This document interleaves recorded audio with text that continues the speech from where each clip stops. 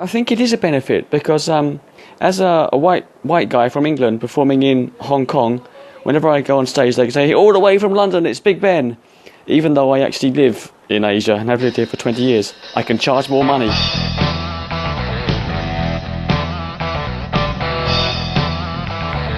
Oh, here I am. Just go and talk to me. I'm in the back of, well, unfortunately, a very, very noisy taxi.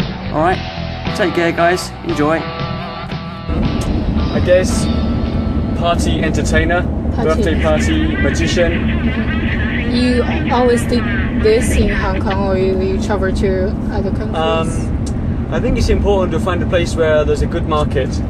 My first really good market was in Singapore, because I was pretty much the only person with a unicycle in the whole country for a few years. So I was in Singapore for 12 years doing this. For 12 years? And now I've been in Hong Kong for 10 years doing this. Oh my God. So where are you from? London. London. England, yeah. I can hear... Maybe a little bit. Yeah. So, do you start your career as a party entertainer? So I finished university and I was able to juggle and ride a unicycle as a hobby, and then I was travelling and I was in Singapore and someone saw me riding a unicycle on the street and said, can you do shows? And I was 22 years old, I hadn't got a job, so I said, yeah, I can do shows. And I got more and more shows, and then I realised, hey, I think I can do this for a living. So that's how I started, just by luck, in the right place, right time. Yeah. Do you earn much by this job? Yeah, it's fine. You earn. So the thing about the job that I do is I'm just one person. So pretty much there's a limit to how much jobs I can take. So you know, if someone wants to show up at 4 o'clock and then someone else wants to show up at 4 o'clock, I can only do one of the shows if I'm just me. So pretty much you reach your maximum earnings quite early on. But say when I was in my 20s, I was earning more than all my friends. Then when I was in my 30s, some of my friends were earning the same as me. And now I'm in my 40s. Friends who are like lawyers or businessmen, they earn more than me. But other friends who are teachers still earn less than me. So it's okay. So is it okay to tell how much exactly you earn for a show? I guess, so a show at the moment in 2017, about 2,500 Hong Kong dollars for 1 hour. 2,500. Which sounds like good money, and it is. But some weeks you might only have one show, and some weeks you might have 7 shows, so you never know.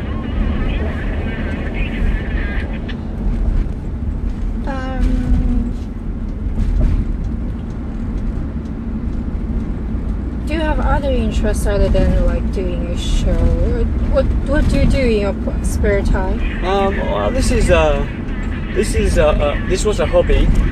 So even if I wasn't getting paid, I'd probably still do it sometimes, especially when I was younger. Now I'm married with kids. I don't have any free time. Now I'm married with kids. In my free time, I just stay with the family. But yeah, when I was younger, when I was a student, I was president of the juggling club at university. President of the juggling club at university. So it was my hobby. So what did you learn in university? I studied history. History was what I studied, but in my free time, my hobby was juggling. Yeah. It's kind of good to like make a living with your hobby.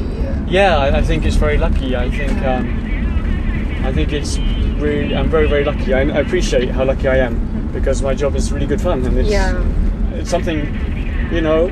Like I said, if I wasn't getting paid for this, sometimes when I have free time, I do it for free anyway because it's good fun. Right.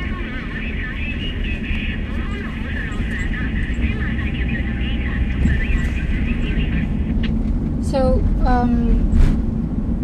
are your families also in Hong Kong or? My family? Yes. Okay, so all my family now, my parents, my brother, my sister, are all in the UK, all in London. For a little while, they were in Singapore when I first went to Singapore, but I stayed and they all left. But now I have my own family. Now I'm married with 2 kids. Yeah. Huh? I am married with 2 kids now. I have my own family. Oh, you have 2 kids now. I have a wife and 2 children, yeah. Oh. But my parents and my brother and sister, all in England.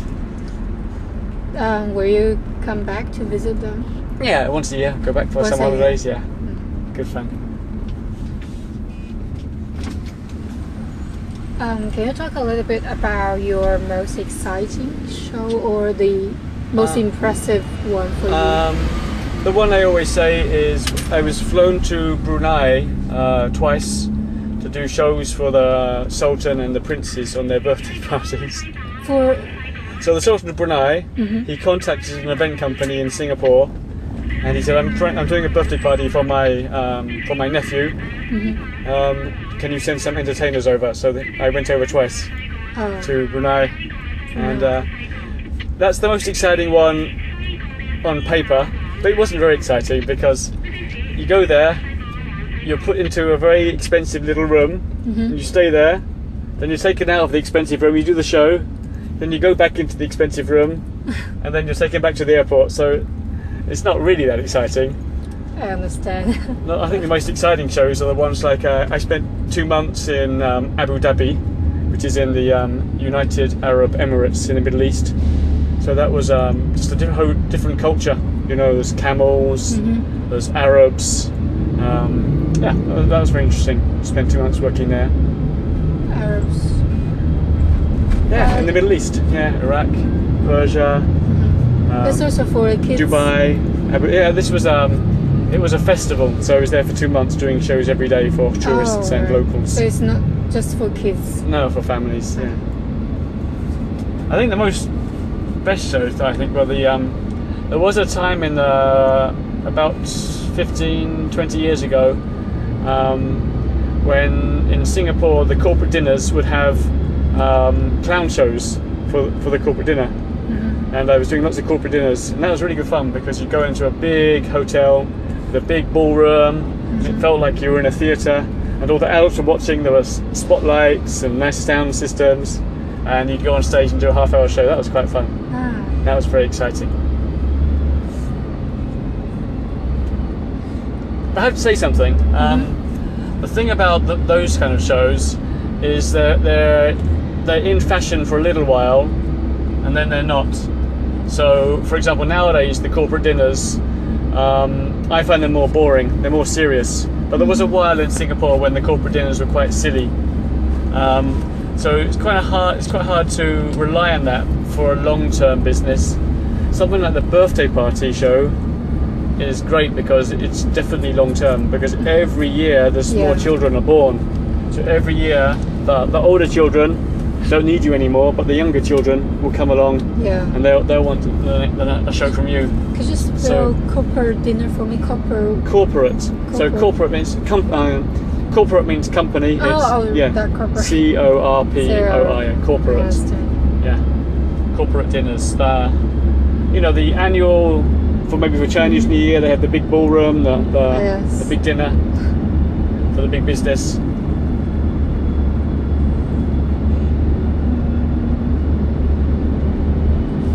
One of the strangest things is getting work though. You never know, because I'm self-employed. Some people rely on having a website, and if you Google party entertainer, maybe they're at the top. I think I'm on the first page of Google if you type also. Yes, that's what I did. Yeah, I'm on the first page. Did you find me on Google? Yes, okay. That's good. Actually, I found the website of you, five of you, like Kiss Party. Oh yes. That one there, there that are one 5 there. of them. That's right. Yeah, there you are. So some people are really good at websites. Other people, I have a friend who gets his work through Facebook. He has so many contacts through Facebook. He gets his work that way. Word of mouth is good. So if you just give out name cards after your show, or wherever you go, if you're on the train and you've got your unicycle and you look like a clown. You have a name card. Give out name cards, yes. Business Can cards. I have one? Yeah. Give out name cards all the time. I feel like in Hong Kong people use name cards a lot. Yeah.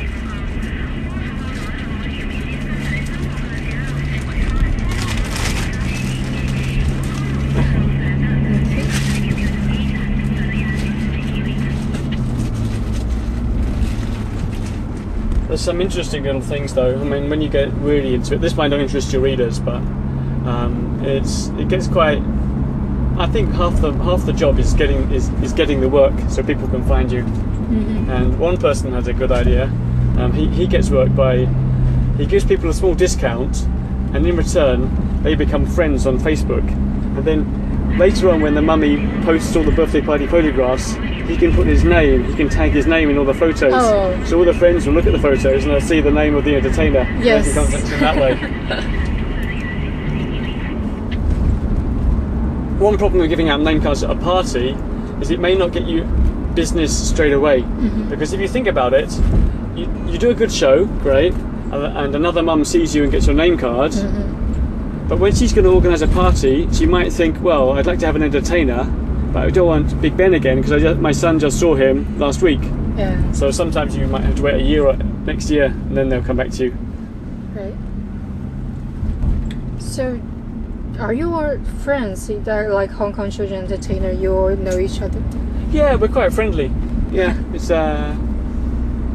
because in reality we're competitors, but I think there's plenty of work, so pretty friendly. So, can you sort of count how many people like you work as Okay, a so entertainer? you can classify us as white birthday party entertainers, foreigners, and so that group, there's only a few. There's 1, 2, 3. There's only about There's 4 a or 5. Facebook group. There's not a Facebook group, no. Oh, No, there's only about 4 or 5 of us. 4 or 5. Yeah, there's only about 4 or 5 of us. That's very limited. Yeah.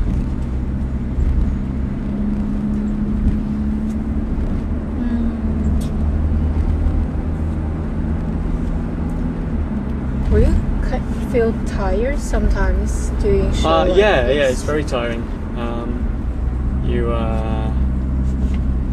The voice can get really weak, so I try to use a microphone if I can, because if you're shouting hour after hour, the voice can go. The body can get tired, because juggling and unicycling is physical skills, and of course if you're doing it as a career, then you've got to remember that when you get into your 50s and your 60s, it's going to get harder and harder to do those things. So you might have to change your act.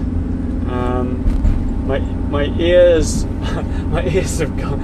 get a bit deaf because the kids are so noisy. All right. Yeah.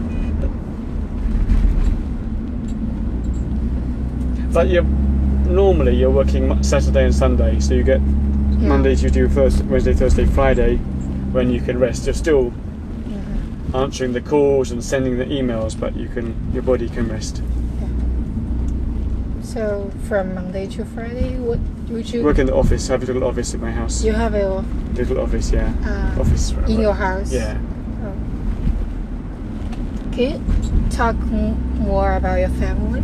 How you meet your wife? Oh. I think you mentioned your Yeah. So we were in a taxi stand, and I was dressed up as a clown, and we started talking, and that's how I met her. She was in Singapore. She's a Singapore Chinese. She's a lawyer, and we got married. And then she decided she wanted to come to Hong Kong because Hong Kong gets all the big business deals with China. Yeah. And I thought, well, I've been in Singapore for 12 years. It'd be fun to go to another country, so I came along. So, wife working in Hong Kong as a Yes, lawyer. yeah. My kids are 10 years old and 8 years old, 2 girls. They must really like you. They both can ride the unicycle, the one-wheel bicycle. Oh.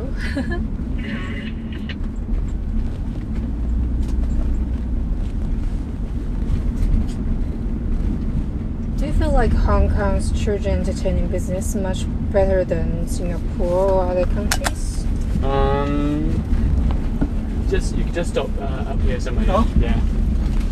You can carry on talking, don't worry. Yeah, I think that's a really interesting question. Yeah, so you're saying Hong Kong, is it a good place to do this kind of work? I think it is because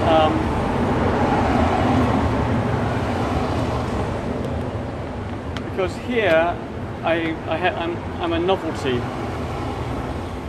I think it's if there was someone from Hong Kong performing in London, they could be a novelty. Be like, oh, it's a Chinese acrobat, Chinese performer. Wow. So here it's like, oh, he's from London. He's got a white face. He's doing a show. So places like Hong Kong and Singapore are very good for me. Another thing is places like Hong Kong and Singapore. They're they're quite small, so it's very easy to get to all the different shows. So if you're in somewhere like Australia, Yes. performers there, they can only do one show a day because they've got to travel for maybe 3 hours to get there across the desert. And Hong Kong, you've got a lot of rich people quite close together, so it's very good. And it's the same in Singapore. So you were saying you're doing a podcast in your spare time. What kind of podcast? So I have a podcast called Meet the Entertainers. The Entertainers. Meet the Entertainers on Meet the the Big Ben Show. Meet the Entertainers on the Big Ben Show. Big Ben is my stage name because my name is Ben and I'm from London. And on my podcast I interview entertainers. You interview entertainers. Yeah. That's what I want to do. Meet the entertainer, Big Ben. Meet the Entertainers on the Big Ben Show. On the Big Ben show. Yeah. So you interviewed entertainers in Hong Kong, or Yes. you have? I interview. Well, first of all, the first year I used to interview people overseas quite a lot, but then I got a bit tired because I kept having to wake up at like 5 a.m. or 6 a.m. to interview someone in America. So nowadays, I whenever I meet someone in Hong Kong who's an entertainer, or someone who's in Singapore or somewhere nearby, then I interview them. I guess I should listen to your podcast first.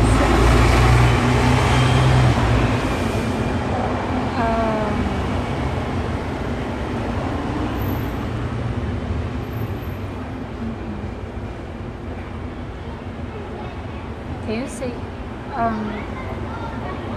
like, why you like this kind of job and rather than others? I think it's a dream job. I think it's an alternative lifestyle because you're not stuck in an office. You're not working for a boss, and the work that you do, it's not very long hours, but it's pretty well paid, and of course it's actually pretty good fun because if you're the kind of person who likes being in school plays, you like performing, or who likes magic, or who likes juggling, then your hobby becomes your job. I mean, The bad things about it are you never know where the next job's gonna arrive. You never know.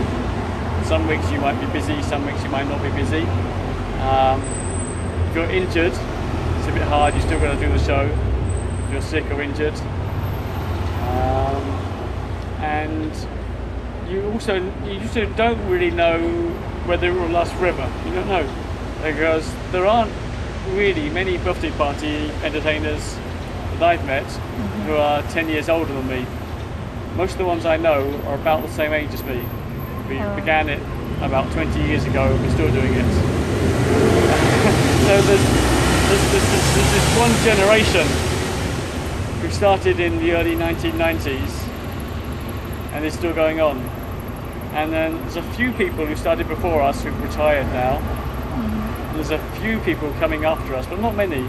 So I guess you don't know if the career will last forever. But so far, I've done it for over 20 years. so you think fewer people are Well, doing you don't know. I mean, if you're a teacher or a lawyer or in any other kind of job, you know that if you're reasonably good at it, you carry on until you're 60 or 65, and then you retire.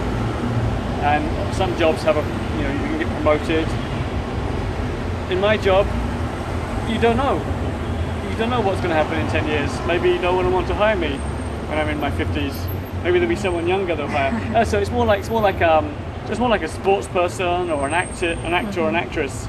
You know, I mean, obviously it's worse for an actor or an actress because they're going to rely a lot on their good looks when they're younger. Especially for women, it's one of those things, isn't it?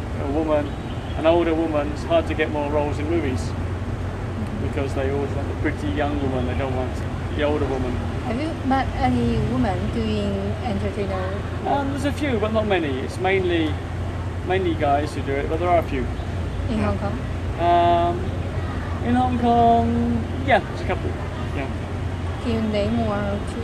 There's a woman called Cassie Thomas. Cassie Thomas. Yeah.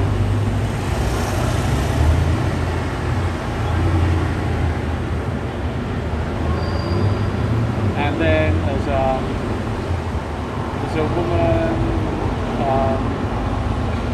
who you have to ask me for the name again. I can't remember what her name is.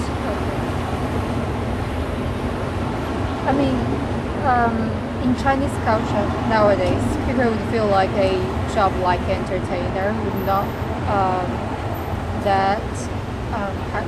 how to put that.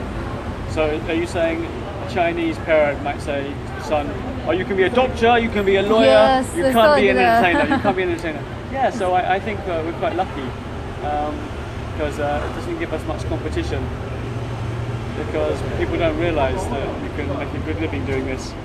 Yeah. So you're your parents right. don't? My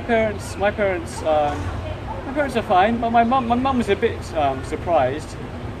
But once she saw that I was doing fine, she was okay with it. My dad thought it was great right from the start. Yeah. So if your children would like to do a job like you, I think it depends on whether you're the kind of person who wants to do this.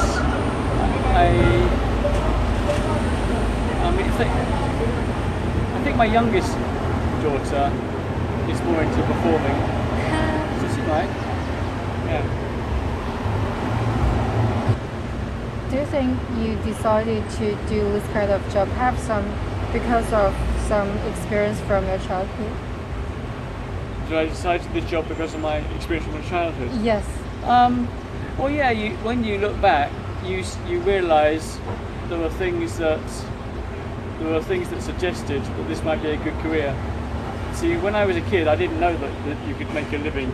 I didn't know that being an entertainer could be a career. So I didn't know that this job existed.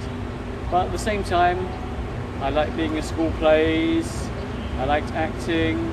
I liked learning how to juggle. I like watching silent movies. Charlie Chaplin.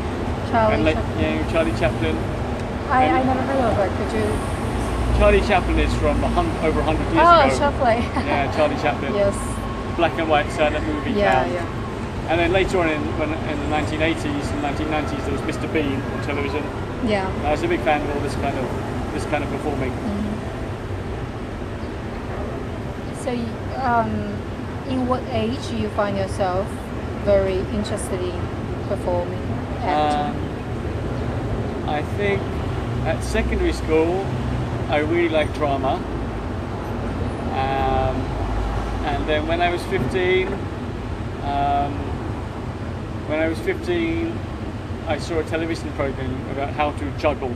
How to juggle. So I started that.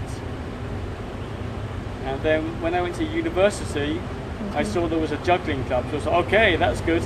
And that was when it really became my main hobby. Yeah. And then when I finished university, I went to Singapore and someone saw me unicycling and said, can you do a show in my shopping centre? Then I realised it could be a career.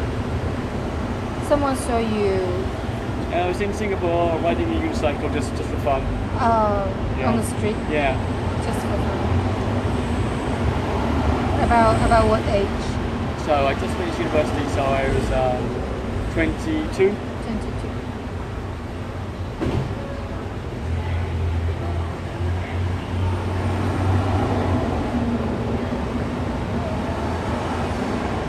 Do you know that average income of Hong Kong entertainers? I don't know. Someone said 10 years ago that if you were doing well, you were getting about 500,000 Hong Kong dollars a year. That was 10 years ago. So probably a bit more now.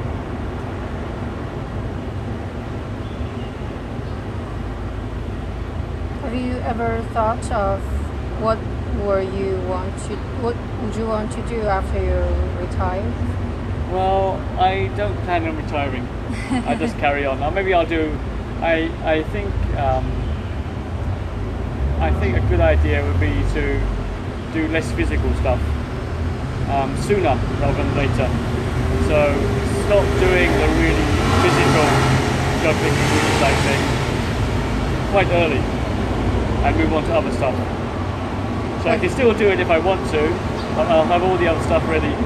So more talking, more puppets, less running around, and then maybe less shows. Maybe don't do so many. Just carry on as a hobby almost. I read in your. But it's a good thing though. It's a good point you make, because how are you going to retire? Entertainers, I think, one entertainer talks about a pyramid. You've got to think about maybe 3 different sources of income. One corner of the pyramid is the money you get from your shows, but then maybe you also get money from investments.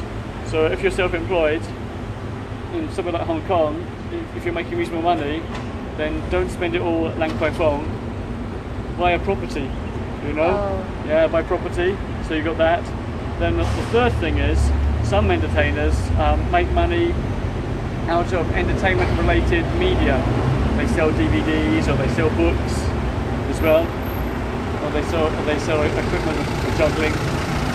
So if you have, it's important. I think it's good to have different sources of income. So if one of them dries up, you have other things to rely on. But that is the problem. There is no job security in our job. There was one guy, he was doing very well, and then he broke his leg, and he had no shows for a few months because he broke his leg, and he realised this isn't good. If I permanently break my leg or I permanently damage my hand, I can't do the shows. So what he did is he set up an entertainment company, and he runs the events, event management, as well as doing the shows. I was thinking, do you have a manager for? Usually, No, we don't. We're self-employed. We manage ourselves. Yeah, we are freelance people. People like me. We have our own. We run a business. It's what we call a sole trader, sole proprietor, a one-man business. You have a business. Yeah, you have to legally. You have to run a business, and through this business, you pay your taxes each year. You know, it's the same for anyone who is self-employed. You know, if you own a shop, you have to register your business with the business registry. I was still wondering, do you ever? I mean, everyone would get frustrated by work. Do you ever have a? Sure. We're only human. It's good fun. But sometimes, because you had a really good show and the next one's really tough, you kind of miss the good show. Sometimes you do a really good show and everything's so easy, all the kids are perfect. Or maybe there's a nice stage and nice lighting. And the next show, there's no space, there's no room. The kids are really noisy, they keep running onto stage and stealing your stuff. So that can be tough. And if you're a children's entertainer, how do you control the kids? Can you tell them off? Yes. Maybe, but you can't be too strict. Yeah. You can't give them detention. You can't make them cry. So can you talk a little bit about how to deal with this kind of thing? I think for me, I try to start off 50% energy and 50% loudness, so it's not too wild at the start. Because I like to get wild in the show and jump around, but I'll only do that in the last 5 or 10 minutes. Because once I start throwing things at the kids and they start throwing things back, you can't stop it. So that's the last part. Yeah. to start off quietly. If someone is being really naughty, I have a sign that says naughty corner 3 minutes. They don't sit in a naughty corner 3 minutes very often, but at least it shows that they're supposed to be quiet. If the kids are really wild, you can bring the parent on stage. I always have a trick with the parent, and normally it comes to the end of the show. But if the kids are really wild early on, then I bring the parent on to help me with this trick. And with 2 adults on stage, and one of the adults is the birthday boy's dad, then that normally calms the kids down. Yeah, the birthday boy isn't going to normally come on stage, or the other children aren't going to come on stage and start trying to pull off the birthday boy's dad's trousers. Yeah, so 2 adults, and you calm things down and get on with the rest of the show. So, do you think you have some kind of tricks to do the show?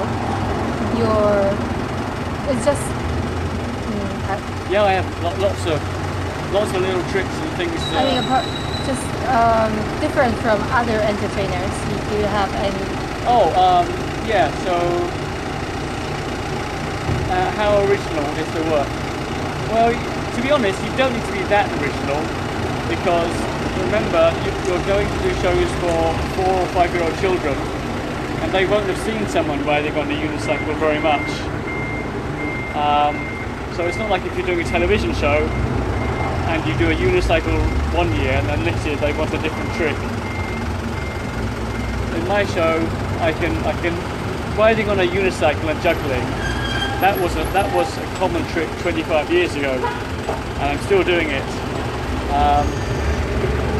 On the other hand, you have to be very flexible, because you might turn up at a show and the kids will say, "Hey, we saw you last week." Now, often the kids don't mind seeing the same thing again. You know, kids will watch the same TV program, the same movie again and again. They're quite happy to watch it again and again, not like adults. So that's good. You can do the same thing again. You can just say, "Hey, great, you know when to laugh. Yeah, can you do your unicycle? Yes, I'll do that one again for you." They like the tricks. But sometimes you might want to change things around. Sometimes it's just for example, you never know what the situation is going to be. The day I did the show, and it was an amazing little venue. There was a go-kart course. It was a restaurant, and they had real proper racing electric go-karts. So half the kids were racing around on the go-karts, and they didn't want to come and watch my show. So when it was time to start, I started my music, and no one came over. So then I went to them, and instead of doing a stage show, I was walking around with pocket magic in my pockets and showing them tricks, walking around. Then after a while, I saw that they were gathering. And once they gathered, then I sat them down and did my normal show. Yeah. But you've got to be quite flexible.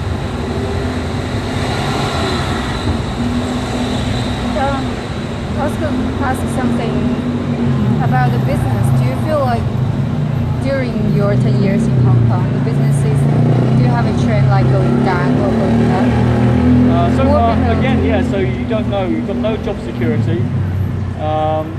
Nowadays, it seems like there's so many people who want to have a birthday party with a bouncy castle, with some funny electric racing cars, with a magician, with a face painter. So right now, it seems like every party, it seems like it's big business. It seems like there's a lot of opportunities. I mean, but when I was a kid, I went to some birthday parties. We hardly ever had an entertainer come to do a magic show. I think once one of my friends had a magician at all the birthday parties I went to when I was a kid. But nowadays, so many kids have magicians at their parties, so it's good. But you don't know, it might change. So do you feel like more people find you to do a show than before, or? It's pretty constant. There was in my lifetime, in my career, there was a boom in the early 1990s when people like me doing circus shows were invited to shopping centres and the corporate annual dinners. And that boom is over now. But the birthday parties seems to be fairly constant. It seems to be pretty much the same numbers each year. If you work reasonably hard and you've got a good website and you do good shows, you seem to get enough bookings pretty much the same every year.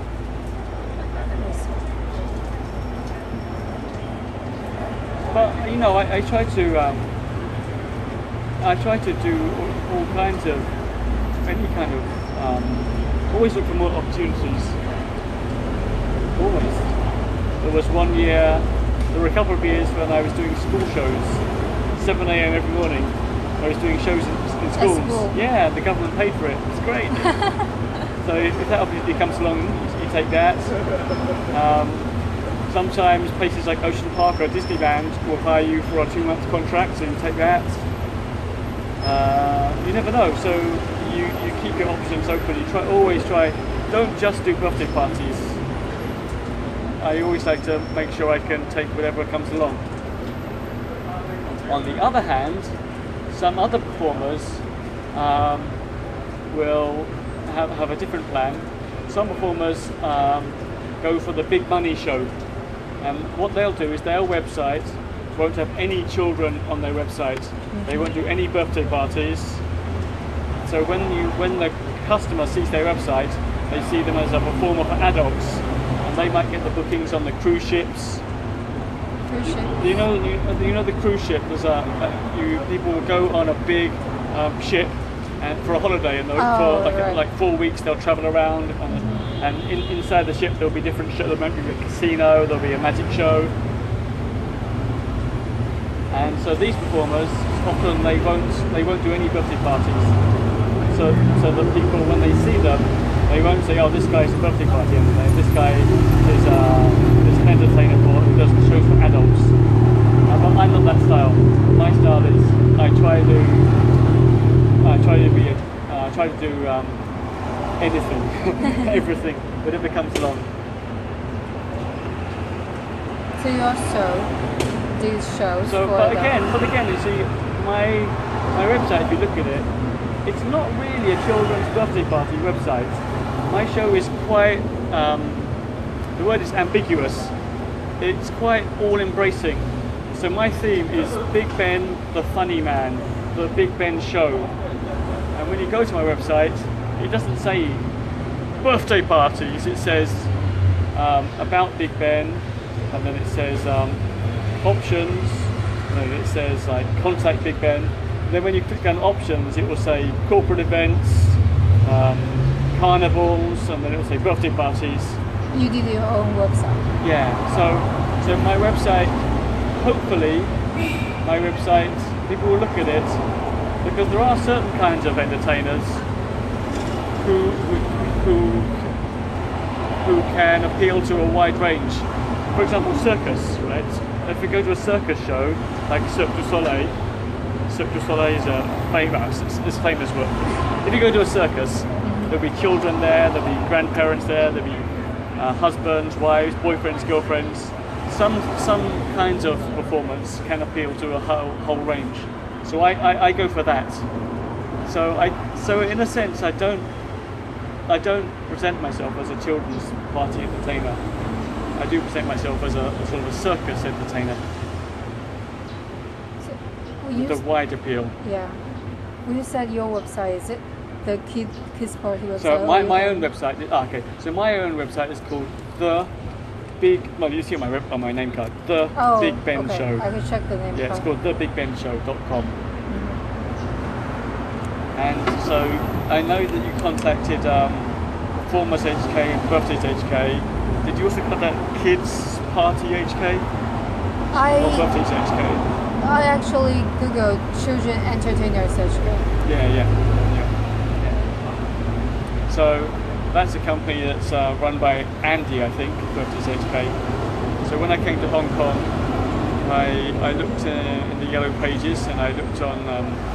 I also looked on the internet to see what entertainers they were, and then I went to the entertainers and said, you know, I'm new in town. I do birthday parties, and Andy, he runs Birthdays HK, and he has a website with about 4 or 5 different local entertainers. So we said, okay, I'll put you on my website. And so I think I talked to his Yeah. did you? Yeah, so there's Andy, and he owns a small company now. So Andy's the man, the boss. There's Ravi, and there's Yuki, who work for him as well, his assistants, who manage the bookings. So I get a lot of bookings directly through to me. I also get bookings from event companies and party organisers like Andy, or someone will call him and I see his website and I say, we want an entertainer, and you say, oh, how about Big Ben is available? So foreign entertainers and Hong Kong entertainers, like Chinese entertainers, do you know each other? Yeah, but there's a bit of a different market. So I would only do the shows for the people who can speak English. And so if it's just a Cantonese speaking crowd, then they're probably not going to hire me. And there's some very good local entertainers. Sometimes we meet up at events sometimes we're all hired for the Lang Kwai Fong Carnival. There'll be local entertainers and expatriate entertainers. But normally for the birthday parties, they'll do different birthday parties to me. And unfortunately for them, their market is not as well paid. You Chinese entertainers? The local birthday party is not quite as well paid as the expatriate birthday party. Yeah. So the one you mentioned doing the show with you at Lang Kwai Fong, what is his name? Okay, his name is Kenneth Ng. Just drop me an email or anything if you want any more names, if you need to check on the spellings and things. Okay, thank you. Yeah. And good luck with your project. Thank you very much. So my thanks to Audrey, Hong Kong journalist, for interviewing me, and my thanks to you for listening. Talk to you again soon. Take care. Goodbye.